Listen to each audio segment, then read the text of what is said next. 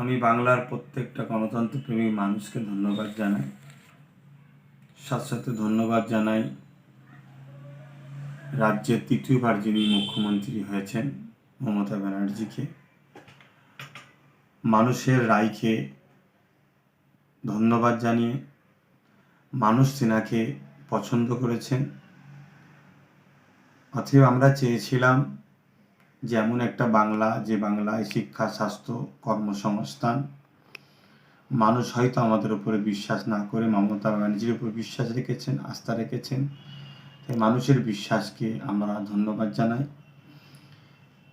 এবং ভাঙড়বাসীকে বিশেষভাবে ধন্যবাদ জানাচ্ছি যে আইএসএফ প্রার্থী নওশাদ সিদ্দিকীকে তেনাদের মূল্যবান ভোটটা দিয়ে জিতানোর জন্য। পাশাপাশি সংযুক্ত মোর্চার প্রত্যেকটা প্রার্থীকে যেখানে যেভাবে ভোট দিয়েছেন প্রত্যেকটা ভোটারকে আমি ধন্যবাদ জানাচ্ছি। এর পাশাপাশি অত্যন্ত দুঃখের সাথে আমি যেটা বলতে চাইছি, ভোট পরবর্তী রাজ্যের বিভিন্ন জায়গায় যে হিংসা চলছে, হিংসাটা অত্যন্ত দুঃখজনক। গণতন্ত্রের উৎসবে মানুষ নেমেছিল, সেই উৎসবে হার জিত থাকবে। আমরা হেরেছি, টিএমসি জিতেছে, স্বাভাবিক। টিএমসি পার্টিকে মানুষ পছন্দ করেছে, তাই টিএমসি পার্টির প্রত্যেকটা কর্মীদেরকেও আমি ধন্যবাদ জানাচ্ছি যে আপনাদেরকে মানুষ পছন্দ করেছে। নিশ্চয়ই আপনাদের কর্মকাণ্ড তেনাদের ভালো লেগেছে, তাই আপনাদেরও ধন্যবাদ। কিন্তু ভোট পরবর্তীতে যে হিংসাটা চলছে এটা অত্যন্ত দুঃখজনক। গণতন্ত্রের উৎসবকে মানুষ আতঙ্কের উৎসবে পরিণত হয়ে যাচ্ছে। আজকে বিভিন্ন জায়গায় জিসিপি দিয়ে ঘর ভাঙা হচ্ছে এবং এই মারপিট হতে হতে দেগঙ্গার বিধানসভাতে কদমগাছিতে হাসানুজ্জামান বলে একজন আইএসএফের সমর্থক, তাকে অস্ত্র দিয়ে কুপিয়ে তাকে হত্যা করা হয়েছে নৃশংসভাবে। অত্যন্ত দুঃখজনক। এটা গণতন্ত্রের উৎসবে তার অংশগ্রহণ নেওয়ার জন্য তাকে আজকে মৃত্যুর করে চলে যেতে হলো।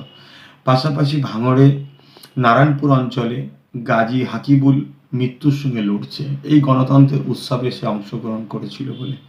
এটা দুঃখজনক। তাই আমি প্রশাসনের দৃষ্টি আকর্ষণ করছি এবং তৃতীয়বারের মধ্যে আমার বাংলার যিনি নেত্রী হয়েছেন মমতা ব্যানার্জি, তেনার কাছেও আমি দৃষ্টি আকর্ষণ করছি যে যাতে বাংলা শান্তিভাবে থাকে এর সুব্যবস্থা করুন এবং প্রশাসন বন্ধুদেরকে বলবো রাজধর্ম পালন করুন।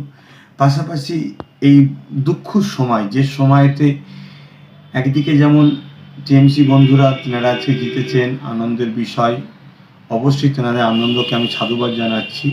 পাশাপাশি স্মরণ করে দিতে চাইছি যে এই করোনা মহামারী চলছে, যে মহামারীতে আজকে হসপিটালতে দাওয়াই থেকে শুরু করে, বেড থেকে শুরু করে, অক্সিজেন থেকে শুরু করে নানান সমস্যার সম্মুখীন হতে হচ্ছে মানুষ। অর্থাৎ এত মানুষের করোনা হচ্ছে যেখানে ঠিকভাবে সমস্ত সুযোগ সুবিধা মানুষ দিয়ে উঠতে পারছে না, মেডিকেল ঠিকভাবে সেগুলো সাপ্লাই দিতে পারছে না, স্বাস্থ্য সেভাবে পরিচালনা ঠিকভাবে করতে পারছে না, রাস্তাতে মৃত্যুর মিছিল চলছে। এরকম একটা সময়ে যেভাবে আজকে বাংলা জুড়ে গণতন্ত্র উৎসবের রেজাল্টের বাইর হওয়ার পরে যে প্রতিহিংসা চলছে, আমার বড় ভয় হচ্ছে মানুষ যদি এই প্রতিহিংসা অব্যাহত থাকেন, মানুষ নিজের যান বাঁচাবার জন্যে, তাহলে হয়তো সেই আন্দোলনের রাস্তা যদি বেছে নেয়, তারা যদি রোডে নেমে পড়ে, গণমিছিলে নেমে পড়ে, প্রতিরোধের গণতান্ত্রিক প্রক্রিয়া আন্দোলনে নেমে পড়ে, আমি আশঙ্কা বোধ করছি, ভয় হচ্ছে, তাহলে এই করোনা মহামারী আরও ভয়ানক রূপ ধারণ করবে, যেটা আমার বাংলার জন্য, আমার দেশের জন্য বড় ক্ষতি হবে। তাই সব দলের মানুষকে বলবো ধৈর্যের সাথে শান্তি বজায় রাখুন। হার জিত হতেই পারে, আপনারা জিতেছেন, আপনাদেরকে ধন্যবাদ জানাই। যারা হেরেছেন, গণতন্ত্রের মানুষের যে রায়, সেই রায়টাকে মাথা পেতে আপনাদেরও মেনে নেওয়া দরকার। তাই আপনারা উভয় শান্তিতে বসবাস করুন। সবাই তো আমরা দেশবাসী, সবাই তো আমরা পশ্চিমবাংলার নাগরিক, ভাই ভাই। একে অপরকে হিংসার সাথে মারপিট করা এটা গণতন্ত্রের উৎসবের বেখিলাফ। তাই আমি অনুরোধ করব আবার একবার প্রশাসন বন্ধুদের কাছে এবং রাজ্য সরকারের দৃষ্টি আকর্ষণ করব যে আপনাকে মানুষ বেছে নিয়েছে বাংলায় শান্তি বজায় রাখার জন্য। আপনার যেটা করা কর্তব্য সেটা আপনি করবেন, অবশ্যই করবেন আশা রাখছি। এবং প্রশাসন বন্ধুদের বলবো রাজধর্ম পালন করুন। সবাইকে আবার বলি শান্তি বজায় রাখুন, সবাই মিলেমিশে থাকুন।